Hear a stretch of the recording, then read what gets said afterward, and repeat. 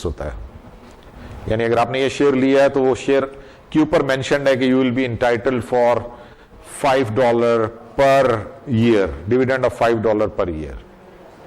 आपको पहले से पता है कि यार ये मैं ले रहा हूं, इस पे मुझे इतना डिविडेंड मिल जाएगा हर साल, जबकि कॉमन स्टॉक पे ऐसा कुछ नहीं है। इस लिहाज से आप कह सकते हैं प्रेफर्ड स्टॉक को फायदा है कि उस पर डिविडेंड पहले से तय है, लेकिन डाउन साइड उसकी ये है कि जी प्रेफर्ड स्टॉक जो है ना वो it is not it has no voting rights. उस पर वो जो एनुअल जनरल मीटिंग है उसमें प्रेफर्ड स्टॉक होल्डर्स को नहीं बुलाया जाता, they are not part of that. वो आपकी मैनेजमेंट जो है वो कॉमन स्टॉक होल्डर्स के पास ही है। तो ये बस प्लस माइनस दोनों के हैं। उसका फायदा प्रेफर्ड स्टॉक का ही है कि प्रेफर्ड स्टॉक क्यों कहते हैं, उसको प्रेफरेंस भी मिलती है। अगर कंपनी को प्रॉफिट होगा तो पहले प्रेफर्ड स्टॉक होल्डर्स को डिविडेंड मिलेगा, फिर कॉमन स्टॉक को, यानी वो डिविडेंड देने के बाद जो आपके पास प्रॉफिट बचेगा उससे फिर आप कॉमन स्टॉक होल्डर्स को देते हैं, इसलिए उसको प्रेफरेंस है। लेकिन उसकी डाउन साइड ये कि वो वोटिंग राइट्स नहीं है उसमें, they are not part of the management. ये हो गया जी स्टॉक होल्डर्स इक्विटी। ये हमारी बैलेंस शीट की डिस्कशन हो गई जी। आप दूसरी फाइनेंशियल स्टेटमेंट पे जाते हैं विच इज इनकम स्टेटमेंट। तो यहां पे मेरा ख्याल ब्रेक कर लिया है, थोड़ा सा ताज़ा हवा खा लें, फिर आके अगली पे डिस्कशन करते हैं। डेफर्ड इनकम टैक्स मैंने बताया एक आपकी कैलकुलेशन है जो आपने की है टैक्स के हिसाब से, और आप हर महीने उसमें से, क्योंकि जब आप इनकम स्टेटमेंट बनाते हैं एंड ऑफ द मंथ तो आप उसमें से net income after tax calculate करते हैं, यानी आपने टैक्स काटा हुआ उसमें से, तो हर महीने आप डिडक्ट करते जा रहे हैं, पूरे साल का ऐड कर लें, ये आपने टैक्स काटा है। टैक्स रिटर्न बनाता है आपका टैक्स कंसल्टेंट। वो टैक्स कंसल्टेंट जो है ना वो उसमें से बचाने की कोशिश करता है आपको कहां से टैक्स आपको कहां से आपको टैक्स में बेनिफिट मिल सकता है। तो जनरली उसकी जो कैलकुलेशन आती है वो कम आती है, आपकी ज्यादा है। आपने ज्यादा टैक्स काटा है, गवर्नमेंट को जो टैक्स देना बनता है वो कम बनता है। तो ये जो डिफरेंस है दोनों का वो आप वो तो कहीं ना कहीं आपने शो करना, वो किधर जाएगा? घर तो नहीं ले जा सकते आप प्रॉफिट, उसको रिटेन अर्निंग में भी नहीं डाल सकते क्योंकि वो प्रॉफिट नहीं है। तो उसको फिर हम डेफर्ड टैक्स लायबिलिटी में डाल देते हैं कि जी हमारा टैक्स की लायबिलिटी थी लेकिन इस साल हमने पे नहीं की है। कुछ भी नहीं। वो आपको पता ना, ये जो बेचारे कैश पे बैठे होते हैं बैंक में, तो शाम को फिर उन्हें बैलेंस करना पड़ता है ना कैश को, तो अगर वो कैश ज्यादा हो जाए तो नहीं ले जा सकते, उन्होंने उसको उधर डालना होता है कि जी ये सरप्लस आ गया, शो करना है, और अगर कम आ जाए फिर जेब से डालना पड़ता है। तो ये ले जा नहीं कहीं सकता, वो आप जेब से डालना पड़ सकता है, जाता कहीं नहीं है, क्योंकि उसकी वजह ये कि अगले दिन अगर शॉर्ट आएगा तो फिर पता लग जाएगा कि कल जो सरप्लस आया था ये वही है।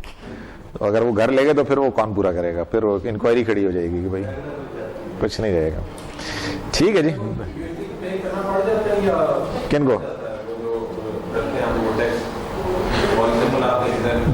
काफी अरसा चलता रहता है, काफी अरसा चलता रहता है।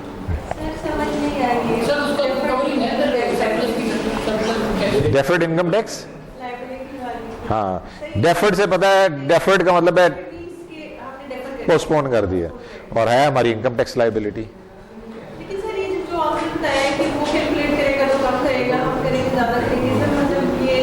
जनरली ऐसे ही है ना, आप तो अपने एक्चुअल प्रॉफिट पे कैलकुलेट करें ना, आपने उसमें देखें, मैं अपनी टैक्स कटवाता हूँ सैलरी में से इवन, तो आखिरी जब महीना आता है ना फिर मैं अपने वो अकाउंटेंट के पास जाके अपनी वो देता हूँ उसको जो बिल्स हैं, मैं कहता हूँ यार ये मैंने एडवांस टैक्स पे किया हुआ, ये भी मेरा एडवांस चला गया, वो फिर उसको एडजस्ट करता है। आखिरी हो सकता लास्ट मंथ में हो सकता है मेरा वो काटा ही ना, वो नहीं काटता फिर वो, क्योंकि अगर उसमें एग्जैक्टली ना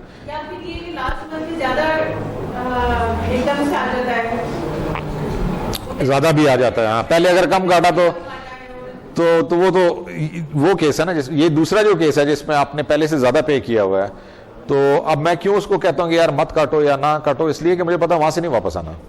उसकी एक और भी मतलब एनुअल जो है ना इनकम सैलरीड पर्सन की है 6 लाख, वो हर महीने तो हम करवा रहे हैं, पहले 8 महीने करवा रहे हैं, आखिरी जो 4 महीने हैं उनमें हमारी वो सैलरी की लिमिट जो है ना वो ओवरऑल वो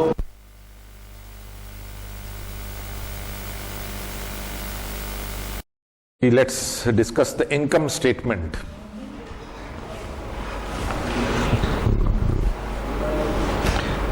The purpose of income statement is to determine profit or loss for a specific period.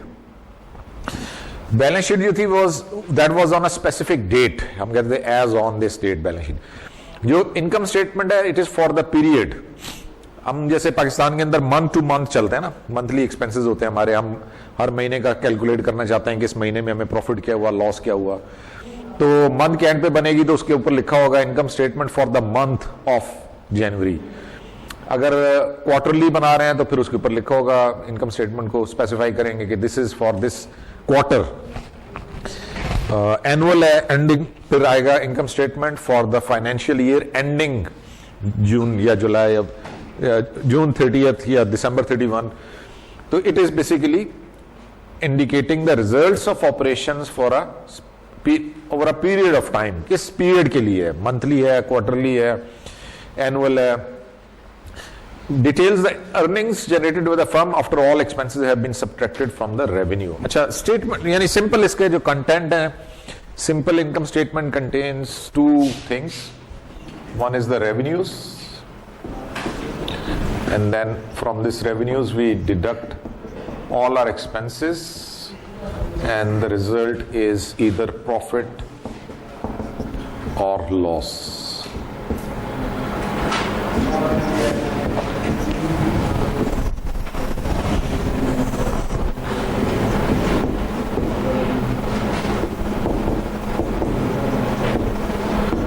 Okay, so main contents of the income statement are revenues and expenses। Revenues are sale of goods or services। कुछ businesses हैं वो goods में deal कर रहे होते हैं, manufacturer हो गए, होलसेलर हो गए, रिटेलर हो गए, तो उनके revenues will comprise of sale of goods. कुछ बिजनेसेस हैं जो सर्विस प्रोवाइड करते हैं, कंसल्टेंसी हो गया, अकाउंटिंग हो गया, एडवर्टाइजमेंट्स हो गया, ठीक है, ये सारे। तो इनकी जो रेवेन्यूज हैं वो उनकी सर्विसेज हैं जो उन्होंने प्रोवाइड की हैं। उसमें से एक्सपेंसेस, जितने भी एक्सपेंसेस उस ऑर्गेनाइजेशन के हैं रिलेटेड टू दैट पीरियड। अच्छा, यहां पे भी एक प्रिंसिपल हम फॉलो करते हैं विच इज मैचिंग प्रिंसिपल।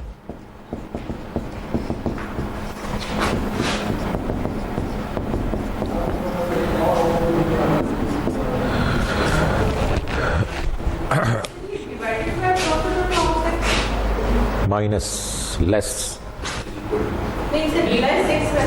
हाँ, इज इक्वल टू जो प्रॉफिट में से एक्सपेंस माइनस करेंगे तो जो रिजल्ट आएगा वो नेट प्रॉफिट या लॉस आएगा, is equal to net profit. यानी अगर आप इसको इक्वेशन की फॉर्म में लिखना चाह रहे हैं तो revenues minus expenses is equal to net profit और लॉस।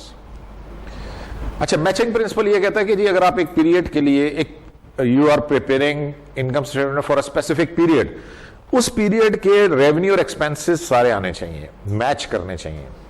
ये नहीं है कि रेवेन्यू आपने जनवरी का लिखा और एक्सपेंसेस आप 3 महीने का डाल दें उसमें, तो मैचिंग प्रिंसिपल नहीं है, वो तो फेल हो गया, वो तो गलत पिक्चर शो करेगा।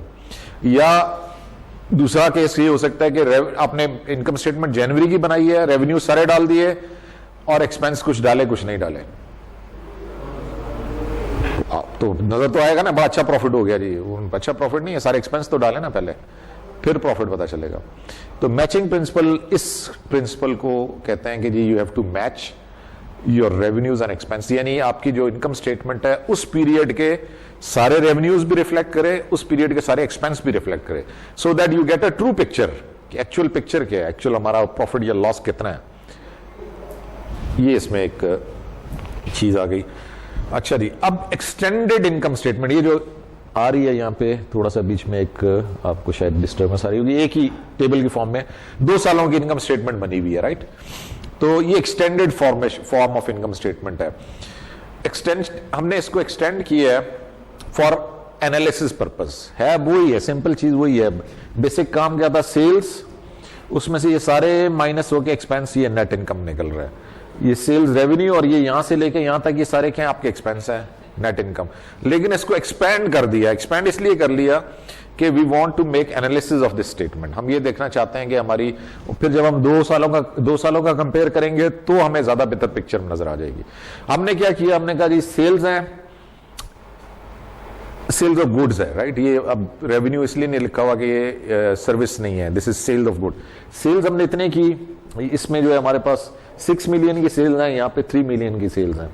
2004 और 5 2 सालों का कंपैरिजन आ रहा है, तो सेल्स हमारी बढ़ गई, ऑलमोस्ट डबल हो गई हैं। फिर कॉस्ट ऑफ गुड्स सोल्ड क्या चीज है? कॉस्ट ऑफ गुड्स सोल्ड, जो हमने सेल्स की हैं उसकी कॉस्ट कितनी थी? सिंपल कॉन्सेप्ट है, ये पेन है, एक शॉप बेच रही है ना, स्टेशनरी शॉप, उस पे पेन बेच रहा है, वहां से आपने लिया 15 रुपए का, ये सेल्स हो गई। उस शॉप ने कितने का लिया है?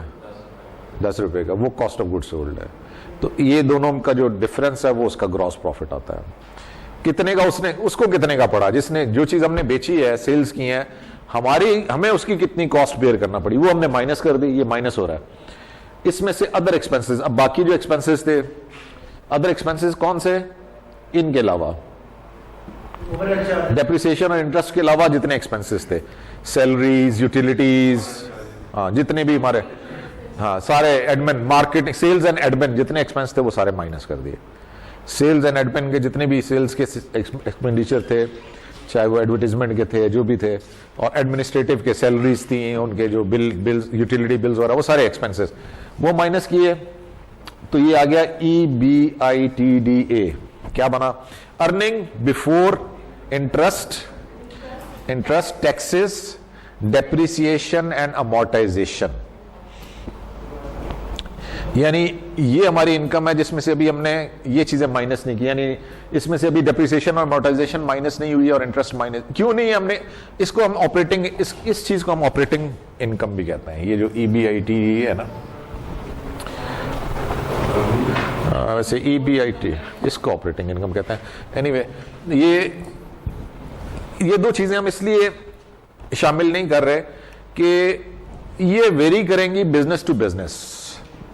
अगर आप दो बिजनेसेस का कंपैरिजन करते हैं ना, तो ये ज्यादा बेहतर पिक्चर आपको शो करेगा।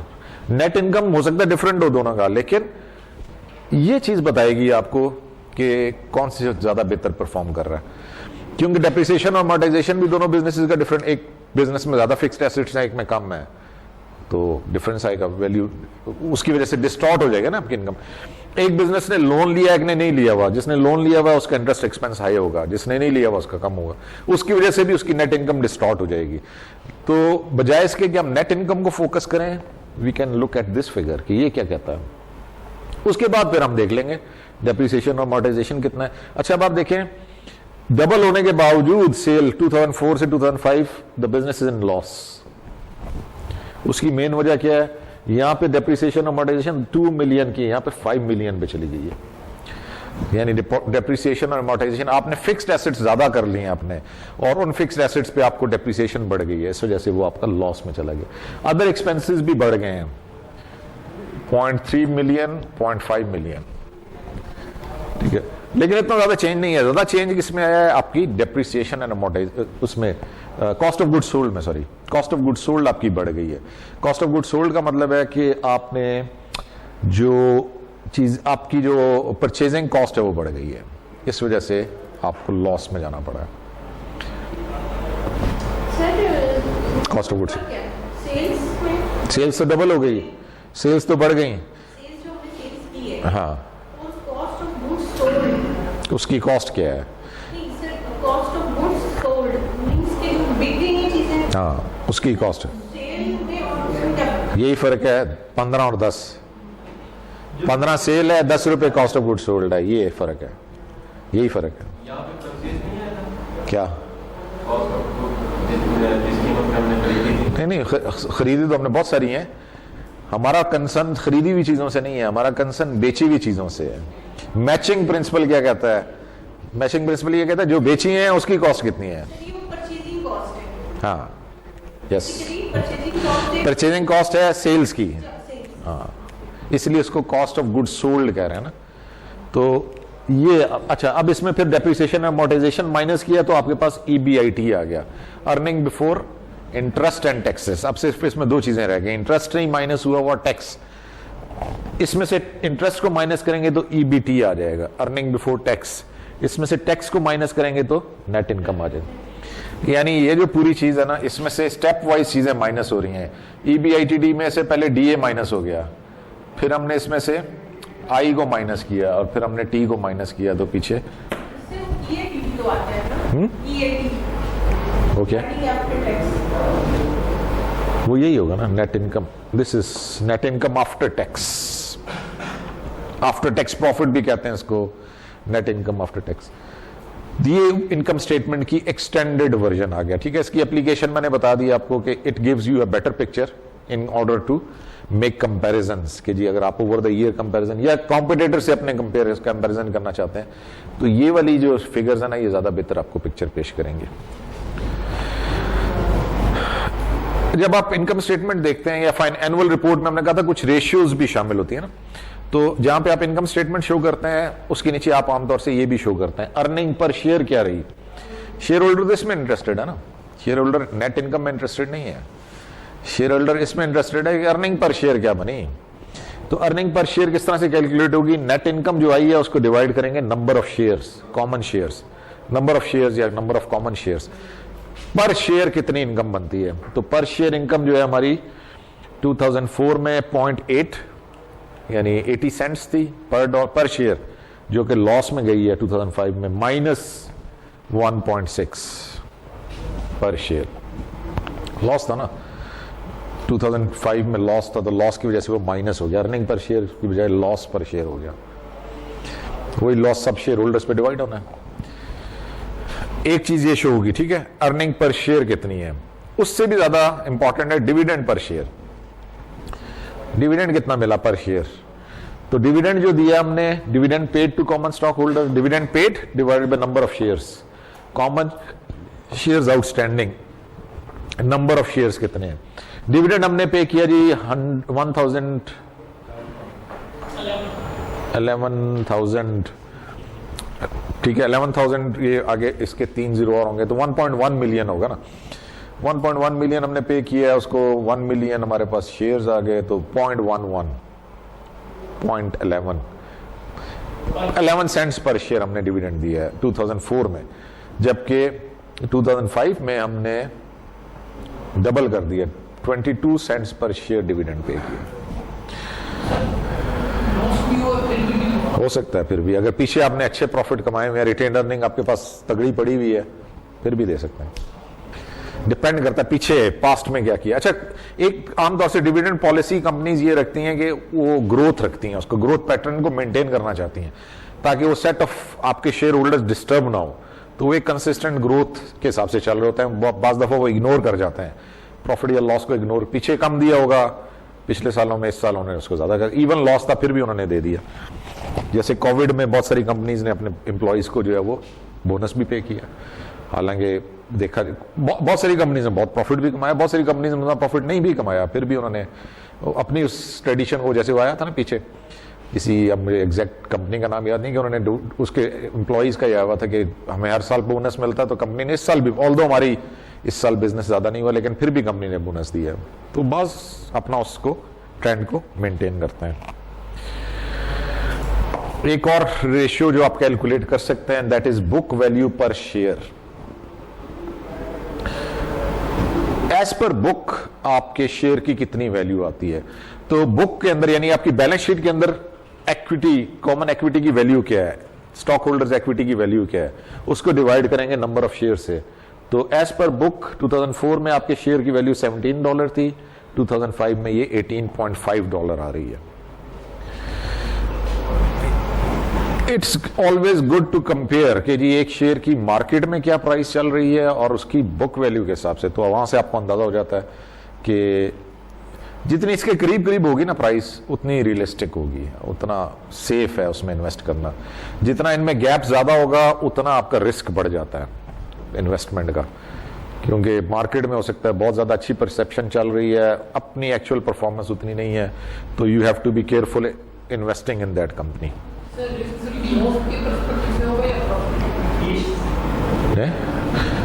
लॉस तो है, फिर तो लाजमी बात है कि आपको अलर्ट होना पड़ता है। लेकिन अगर प्रॉफिट है और प्रॉफिट कम हुआ है पिछले सालों से, तो भी आपको केयरफुल होना पड़ता है कि पहले ज्यादा प्रॉफिट था, अब क्यों कम हुआ। आउटस्टैंडिंग शेयर का मतलब जो शेयर, यानी कंपनी के कुछ शेयर्स होते हैं जो उन्होंने ऑथराइज करवाए होते हैं, ठीक है, कि इतने शेयर हम इशू कर सकते हैं, लेकिन जरूरी नहीं है कंपनी वो सारे इशू किए हों। कुछ कंपनी हो सकता है उन्होंने अभी सारे इशू नहीं किए, कुछ इशू किए हैं, कुछ अभी नहीं किए। तो आउटस्टैंडिंग का मतलब जो उन्होंने इशू कर दिए हैं, नंबर ऑफ शेयर्स जो मार्केट में उनके सर्कुलेट हो रहे हैं, वो शेयर्स कितने हैं, उसको हम लेते हैं।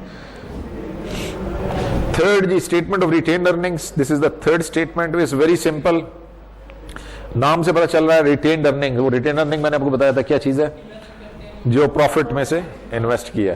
तो अब तक हमारा बिजनेस में कितनी इन्वेस्टमेंट हो चुकी है आउट ऑफ द प्रॉफिट, ये स्टेटमेंट ये बताती है कि टोटल हमने अब तक इस पीरियड तक, इस डेट तक कितना पैसा रिटेन किया है। तो सिंपल फॉर्मेट है इसका, you take retained earnings at the beginning of the period. साल के शुरू में आपकी रिटेन अर्निंग्स कितनी थी, अगर नया बिजनेस है तो जीरो होगी, ठीक है, पहले नहीं थी रिटेन अर्निंग। एक ऑलरेडी चलता हुआ बिजनेस है, उन्होंने पिछले साल में प्रॉफिट लिया, उस प्रॉफिट में से कुछ डिविडेंड दे दिया, कुछ उन्होंने रिटेन कर लिया, तो ये जो रिटेन किया वो 1 मिलियन है फॉर एग्जांपल। अब इस साल का नेट इनकम, इस साल में नेट इनकम हुई है 300,000 की, इसमें से हमने डिविडेंड पे कर दिया, कुछ डिविडेंड हमने पे किया है प्रेफर्ड स्टॉक होल्डर्स को, कुछ हमने कॉमन स्टॉक होल्डर्स को, तो वो दोनों डिविडेंड हमने इसमें से, यानी डिविडेंड को माइनस कर दिया, तो आपके पास करंट बैलेंस आ जाएगा रिटेन अर्निंग्स का, कि अब क्या पोजीशन है, इस साल के एंड पे हमारी क्या पोजीशन बनती है। साल के शुरू में 1 मिलियन था, इस साल के फाइनेंशियल ईयर के एंड पे कितना हो गया, इट इंक्रीज टू 1.2 मिलियन, क्योंकि हमने 300,000 का प्रॉफिट लिया और उसमें से 100,000 हमने प्रॉफिट पे कर दिया, तो 200,000 हमारा रिटेन अर्निंग में ऐड हो गया। सिंपल है, ये सबसे आसान यही है statement of retained earning. Preferred share holders हैं, ये तो लाइक अ डेट ही हुआ है। हाँ, इसको कहते हैं हाइब्रिड। लाइक अ डेट है कि इसमें से आपने लोन देना है, लेकिन अनलाइक अ डेट है, ये पैसा वापस भी नहीं करना। डेट का तो पैसा वापस करना ना, ये वापस नहीं करना। उस सेंस में ये इक्विटी है कि पैसा वापस नहीं करना, लेकिन डिविडेंड फिक्स है, तो उस सेंस में ये डेट भी है। तो इसको हाइब्रिड, जैसे हाइब्रिड गाड़ियां ना पेट्रोल पे भी चलती हैं और बिजली पे भी चलती हैं, दोनों काम करती हैं, तो ये जो प्रेफर्ड स्टॉक है ये भी हाइब्रिड सिक्योरिटी है, ये इक्विटी भी और डेट भी है, दोनों काम करती है। इक्विटी इसलिए है कि पैसे वापस नहीं करने, डेट इसलिए कि फिक्स डिविडेंड भी है उसके ऊपर। स्टेटमेंट ऑफ कैश फ्लोज चौथी, ये तो वैसे हमारे इसमें नहीं है, मैं ओवरव्यू आपको दे देता हूं। पर्पस, नाम इसका कैश फ्लोज, पर्पस इसका ये है कि कैश फ्लोज के बारे में बताती, कैश कितना हमारा बिजनेस में आया है और कितना हमारा कैश गया है, inflow and outflow of cash. तो this statement is divided into 3 sections, cash flows from operating activities, cash flows from investing और कैश फ्लोज फ्रॉम फाइनेंसिंग। ये 3 different type of cash flows हो सकते हैं हमारे ऑपरेशंस में। हमारी परचेज, हमारे रेवेन्यूज और एक्सपेंसेस आ गए, ऑपरेशंस यही है ना, हमने सेल करने हैं या अपनी जो इनकम स्टेटमेंट वाले हैं वो आ जाएंगे। इन्वेस्टिंग एक्टिविटीज, इस पीरियड में हमने कितनी इन्वेस्टमेंट्स की हैं या डिसइन्वेस्टमेंट की हैं, दोनों चांसेस हो सकते हैं। पैसा था, हमने कहीं इन्वेस्ट कर दिया, या कहीं इन्वेस्टमेंट की भी थी, वो हमने वापस विड्रॉ कर ली। फाइनेंसिंग एक्टिविटीज, इस पीरियड में हमने कितनी फाइनेंसिंग की है या वापस की है, दोनों इसमें आ जाएंगे। तो नेट रिजल्ट क्या आया, नेट इंक्रीज और डिक्रीज इन कैश आ जाएगा बेस्ड ऑन दीज 3। उस पे cash at beginning of period add करेंगे तो we will get cash balance at the end of the period. ठीक है, ये इसका सिंपल फॉर्मेट है। आगे cash flows from operating activities में क्या क्या आता है, these are the things which are included. Cash receive from customer यानी सेल हो गई, cash paid to suppliers and employees, expenses आ गए। Interest received on marketable securities, अगर हमने कोई रिसीव किया कैश में वो आ जाएगा। Interest paid on loans, loan के ऊपर जो इंटरेस्ट है वो आएगा। और इनकम टैक्स जो पे किया है वो इसमें से माइनस, ये जो पेड है वो माइनस होंगे, ये जो ब्रैकेट में आ रहे हैं ये माइनस हो रहे हैं, और ये जो प्लस जिसके साथ ब्रैकेट नहीं है वो ऐड हो रहा है।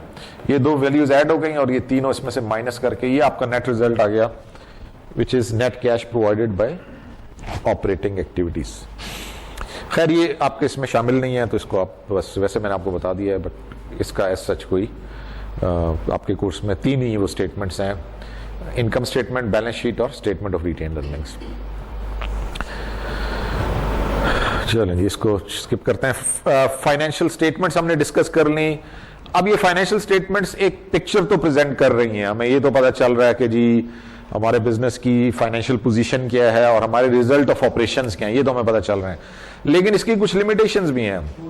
वो क्या है जी? नंबर वन, जो इसके गैप स्टैंडर्ड्स है ना, वो थोड़े से हमें ध्यान में रखने चाहिए before we make analysis. Number one, conservative policies हम फॉलो कर रहे हैं because we are following cost principle. Asset की एक्चुअल वैल्यू, मार्केट वैल्यू की बात नहीं हो रही है, it is the cost at which we acquired. तो हमेशा ये ध्यान में रखेंगे जो बैलेंस शीट में एसेट्स आ रहे हैं वो कॉस्ट वैल्यू। पीछे वो काफी फटा पड़ा था ना, जब इन्होंने पॉलिटिशियंस का कहा कि जी अपनी वो गोशवारे जमा कराएं गवर्नमेंट के साथ, तो वो मजाक बना हुआ था ना कि किसी ने अपने जमीन की जो है ना कीमत शो की थी जो 50,000 या 60,000 थी। तो उसने कहा यार ये तो इतने का तो आजकल मोटरसाइकिल भी नहीं आता और ये तो आपने इतनी ये जो करोड़ों वाली। तो उसने कहा जी मैं तो कॉस्ट प्रिंसिपल को फॉलो किया है, मैंने तो इतने की ली थी, मेरे बाप दादा ने जब ली थी इतने की ली थी, ठीक है ना। तो मार्केट वैल्यू पे नहीं शो करे। तो एक लिमिटेशन ये हो गई कि फाइनेंशियल स्टेटमेंट में certain assets might be misleading, certain value of certain assets might be misleading. लेकिन वो उसको जस्टिफाई कैसे किया जाता है कि यार क्यों ऐसा, फिर आप क्यों नहीं इसकी मार्केट वैल्यू लेते? Market value is fails the test of objectivity principle. Market value का एविडेंस क्या होगा? ओपिनियन ही होगा ना। एक प्रॉपर्टी डीलर से आपने कहा यार इसकी जरा मुझे कीमत, वो कुछ और बताएगा, दूसरा कुछ और बताएगा, तीसरा कुछ और, तो ऑब्जेक्टिविटी प्रिंसिपल तो खत्म हो गया ना। किसी की ओपिनियन के बेसिस पे तो आप नहीं अपनी वैल्यू डिटरमाइन, इसलिए वो ये हो गया।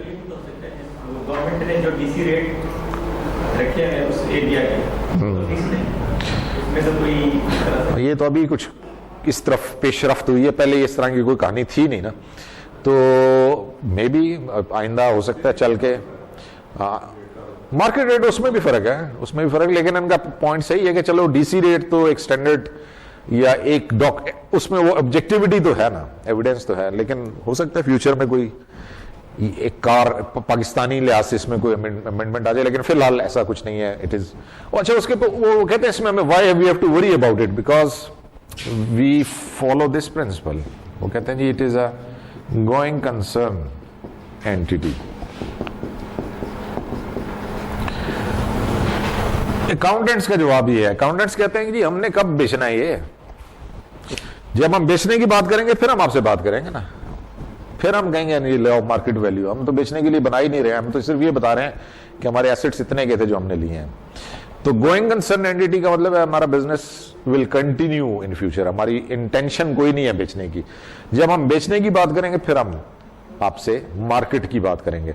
वो स्टील मिल का था ना इशू, स्टील मिल को ये प्राइवेटाइज करना चाह रहे थे, तो उस पर भी ये इशू बना था कि जी गवर्नमेंट जो रेट दे रही थी वो बहुत कम, यानी वो कई जो बिड कर रहा था बायर उसमें, तो वो बहुत कम रेट पे उसको लेना चाह रहा था और गवर्नमेंट वो मार्केट रेट की उसमें फिर वो नैब वगैरह ने उसमें ऑब्जेक्शन लगाया कि जी इसकी तो करंट वर्थ बहुत ज्यादा है, जो आप जिस रेट पे देना चाह रहे हैं वो पेंडिंग हो गया सारा काम। अच्छा जी, certain values which are included in financial statements they are approximate values. अच्छा, ऑल्दो ऑब्जेक्टिविटी पे जोर दिया जाता है लेकिन कुछ चीजें फिर परसेप्शन बेस्ड आ गई, जैसे डेप्रिसिएशन। डेप्रिसिएशन में बताया ना दो वैल्यूज डेप्रिसिएशन में, फिर वो आपकी अंदाजा ही है। सैलवेज वैल्यू अंदाजा है हमारा कि इतने की बिक जाएगी, यूजफुल लाइफ अंदाजा है हमारा कि इतनी लाइफ होगी। अच्छा, अब बाज लोग क्या करते हैं, बाज कंपनीज क्या करती हैं, वो अपने अकाउंट रिसीवेबल में से, ये अकाउंट रिसीवेबल क्या है, पेबल, जो क्रेडिट पे सेल की थी, उधार पे बेची थी, तो क्या सारे पैसे मिल जाएंगे? मिलने तो चाहिए वैसे, मिल जाएंगे। इतनी अच्छी बात हो तो फिर क्या ही बात है। लिख के क्यों लगाया होता उन्होंने कि भाई आप बहुत अच्छे हैं, उधार अच्छा नहीं है। उधार ऐसा जादू है जो लेता है गायब हो जाता है, ठीक है ना। कश्मीर की आजादी तक उधार बंद है, इसलिए लिख के कि वो नहीं मिलते पैसे। 100% recovery is near to impossible, नहीं होती। तो बाज बिजनेस क्या करते हैं, वो अपना ट्रेंड देख लेते हैं कि यार पिछले साल हमने इतने अमाउंट की सेल्स की, इतने परसेंट 98% रिकवर हो गए, 2% नहीं हुए, 95% हो गए, 5% रिकवर नहीं हुए। इसका मतलब है कि लाजमन इतनी रिकवरी, कई रीजन हो सकती हैं बिसाइड फ्रॉड। एक तो फ्रॉड है, फ्रॉड तो है ही, फिर वो तो अनडॉक्यूमेंट या जहां पे कानून कमजोर हो, जैसे हमारी सोसाइटी है, वहां तो फ्रॉड के बहुत चांसेस है ना। यहाँ कोई कानून का है ही नहीं ना, पूछ कानून का सर पैर ही नहीं है जहाँ पे, तो वहां तो वैसे ही ज्यादा चांसेस हैं। लेकिन वो सोसाइटीज जहाँ पे even law is very active, still there can be chances of no. जिसने पैसे देने वो बैंकरप्ट ही हो गया, फिर क्या कर लेंगे आप, बिजनेस ही बैंकरप्ट हो गया, खत्म हो गया। अब आपको बैंकरप्ट का मतलब ही होता है कि उसने अब किसी के पैसे, उसके पास है ही कुछ नहीं है, वो किसी को कुछ नहीं दे सकता, बिजनेस गया। बैंकरप्सी होगी तो बैड डेट्स हो जाएंगे। अच्छा, डिस्प्यूट में पड़ गए, वो कहता है जी इतने बनते ही नहीं पैसे जितने आप हमसे ले रहे हैं, हमारे पास कुछ और फिगर आ रही है, आपके पास कुछ और आ रही है। जैसे वो टैक्स वाला मामला था ना, इधर भी फटा पड़ गया। वो कहता है जी इतने रिसीवेबल, वो कहता है इतने नहीं, हमारे पास ये हैं। अब बीच वाली फिगर किधर जाएगी, वो बैड डेट ही होगी, फिर नहीं रिकवर होगी। तो इस तरह के इश्यूज बीच में आ सकते हैं। अच्छा, फिर बाज दफा बीच में स्पॉइलेज हो जाती है, एक्सपायरी हो जाती है आइटम्स की, तो वो तो वापस करेंगे वो। अब आप रिसीवेबल लिख के बैठे हुए हैं, लेकिन वो रिसीवेबल कोई नहीं होने, उन्होंने आपको वापस स्पॉइल्ड एक्सपायर्ड आइटम दे देने हैं कि जी ये तो इसको माइनस कर लें, ये नहीं होंगे। अब इस वजह से मैच नहीं करते, यानी 100% account receivables recovery is near to impossible. तो बास कंपनीज क्या करते हैं, वो मैचिंग प्रिंसिपल कहते हैं जी। फिर तो अगर इस पीरियड अकाउंट रिसीवेबल थे, इसको कहते हैं राइट ऑफ करना, बड़ा मशहूर और मारूफ हमारी जो है ना पॉलिटिशियंस के साथ ये मामला रहा है कि बड़े बड़े लोन लिए बैंकों से, कोई फैक्ट्री लगानी है जी, कोई फलाना बिजनेस करना है, साल 2 साल किया और फिर कहा जी बैंकरप्ट हो गए हैं, राइट ऑफ कर दें। इजीली मिल भी जाता है, राइट ऑफ भी हो जाता है, उनका हो जाता है। आप और हम लें और हम राइट ऑफ, हमारा राइट ऑफ नहीं होगा, गाड़ी बेचे ना अपनी, हमारे पैसे पूरे करें, तो उनका राइट ऑफ हो जाता है। अब राइट ऑफ का मतलब है ये नहीं मिलेगा, पैसा गया। तो वो यानी अकाउंटेंट्स की प्लीज पे ये है, वो कहते हैं यार अकाउंट रिसीवेबल हमारा जो है 2020 का था, राइट ऑफ 2021 में कर रहे हैं, वहां आपने इनकम ले लिए, यहां लॉस कर दिया, ये तो मैचिंग प्रिंसिपल ही नहीं है। अगर ये 2020 का था तो it should be recorded in 2020, इसका लॉस भी उधर ही लेके जाएं।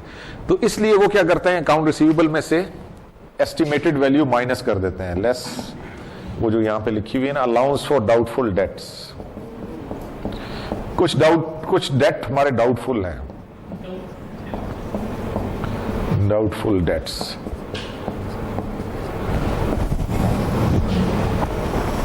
इसको कहते हैं नेट रियलाइजेबल वैल्यू।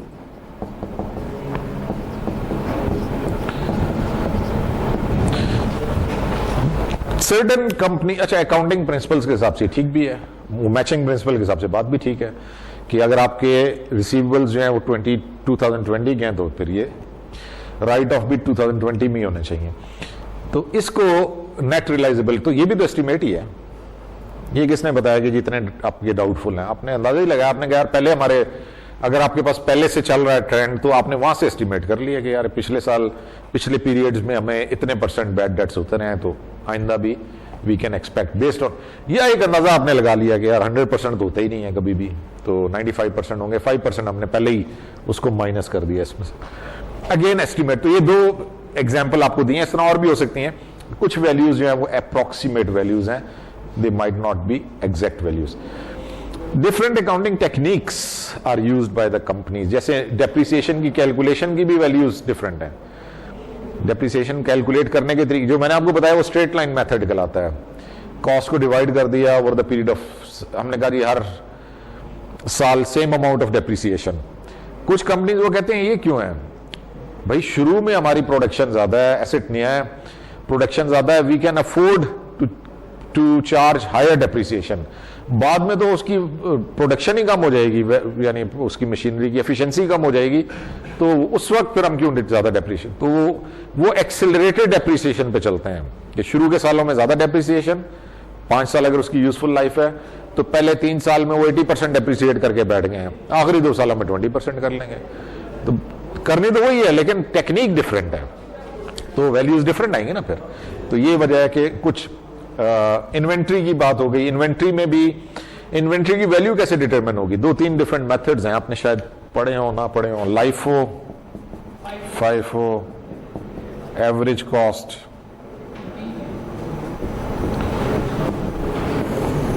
और भी हैं खैर, अभी 3-2 देखेंगे।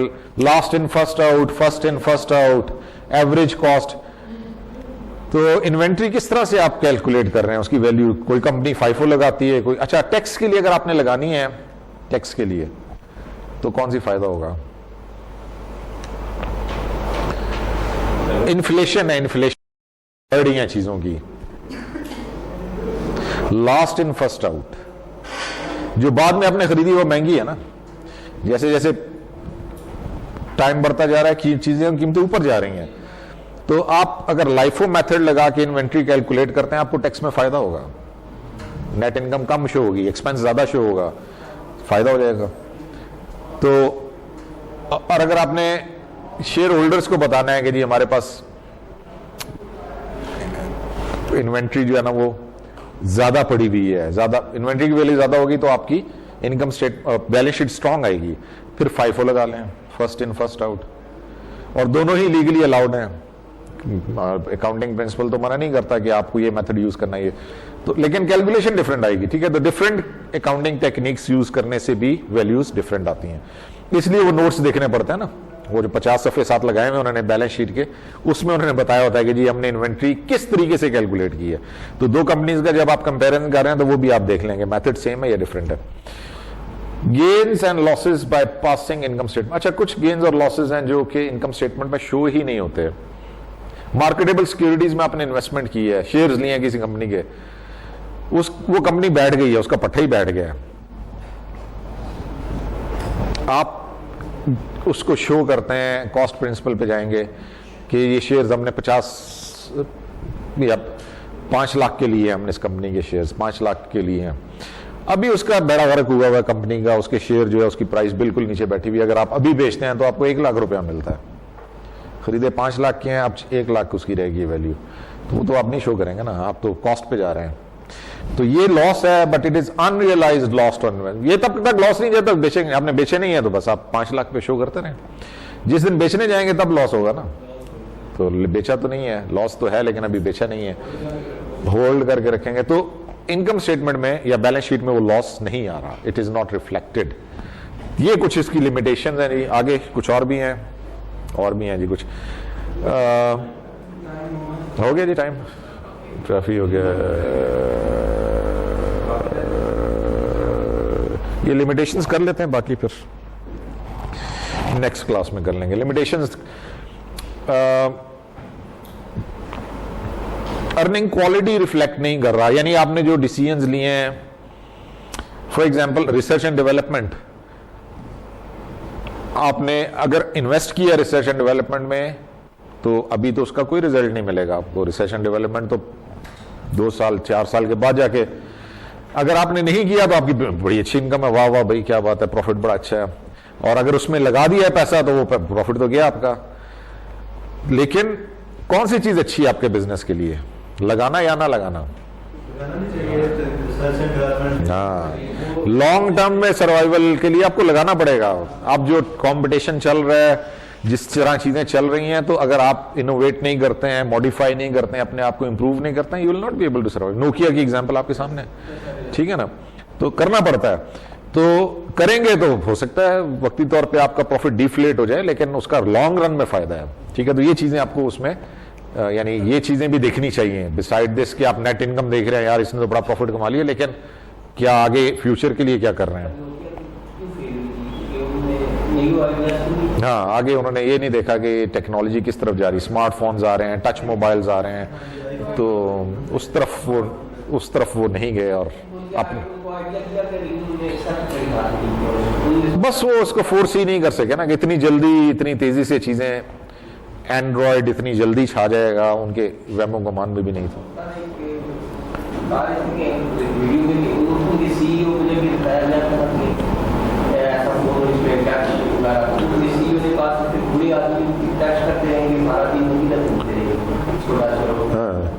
बस वो ही है ना, वो कुछ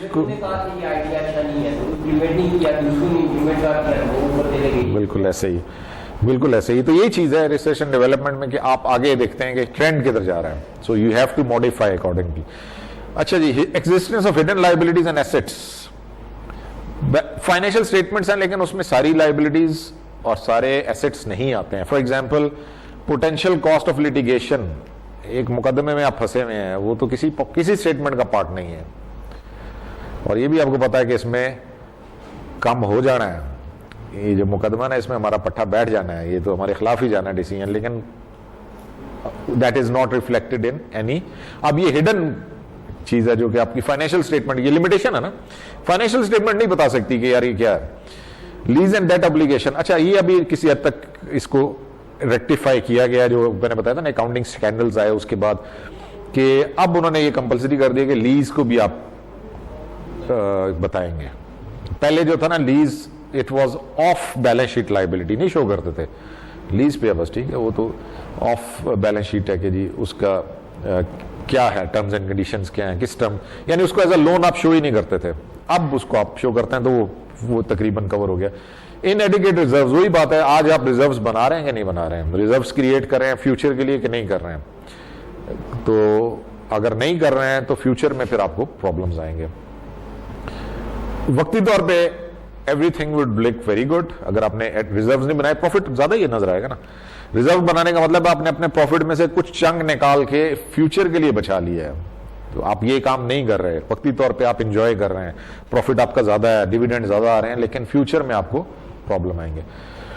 property recorded at cost and intangible asset, ये तो हमने बात कर ली कि जी ये भी इसकी एक लिमिटेशन है। ओके जी, मेरा ख्याल है यहां तक कर लेते हैं, बाकी इंशाल्लाह नेक्स्ट।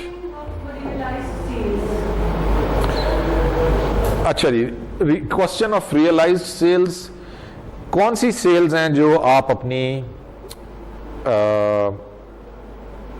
रेवेन्यू के तौर पे शो करेंगे? हर सेल, यानी अगर क्रेडिट पे है, कैश तो हो गई ना, क्रेडिट पे जो सेल्स हैं वो सारी क्या हमारी they will be part of our income statement, या कुछ सेल्स ऐसी हैं जो हम दे विल नॉट बी, जब तक वो मटेरियलाइज नहीं होती तब तक हम उसको अपनी इनकम नहीं समझ सकते? कोई ऐसा सिचुएशन है क्या, ऐसा कोई डाउटफुल है, यानी हमें वो सेल तो हमारी है लेकिन उसकी रिकवरी क्या हमारी, और क्या हमारी सेल्स जो है वो एक ही सप्लायर पे, एक ही कस्टमर पे बेस करती हैं? ये सेल्स तो बड़ी अच्छी हैं लेकिन हमारा एक ही बंदा जो हमसे सब कुछ ले रहा है, तो ये तो रिस्क है बहुत बड़ा। सेल्स तो अच्छी हैं लेकिन रिलायंस ऑन वन पर्सन और one party is not good, ये भी एक उसमें खतरा ना। तो ये भी हमें देखना, यानी when we are looking at the sales, तो हमें ये भी देखना है कि सेल्स में हमारी रिलायंस क्या है, किसके ऊपर है। कई ये तो नहीं हम एक ही बंदे, क्योंकि वो अगर हमारा एक पार्टी पे हम रिलाय कर रहे हैं, वो पार्टी जैसे, या इवन एक्सपोर्ट के अंदर भी एक ही मुल्क है जो हमसे इंपोर्ट कर रहा है ज्यादा, तो वहां पे अगर वो कोई गड़बड़ हो जाती है, कोई कानून नया बना देते हैं वो, या कोटा हमारे पे लगा देते हैं, तो फिर क्या बनेगा? टेक्सटाइल में तो इस तरह के बहुत इश्यूज हैं ना आजकल, तो टेक्सटाइल वाले बहुत बूम पे हैं क्योंकि हर जगह से ऑर्डर्स आ रहे हैं, लेकिन कोई पता नहीं है कितना अरसा ये चलेंगे। इसलिए जो है ना, नई फैक्ट्रियां लगाते हुए लोग, जो हमारे जितने भी ये टेक्सटाइल सेक्टर के लोग हैं वो नहीं लगाते, बहुत जल्दी नहीं डिसीजंस लेते हैं, वो करें जो चल रहे हैं इसी में ओवर टाइम लगवा लें, इसी में लोगों से काम ज्यादा करवा लें, लेकिन नई investment they have to be very careful about it, कि कल को ये ट्रेंड रहेगा या नहीं रहेगा। पैसे लगा के बैठ गए तो फिर क्या बनेगा?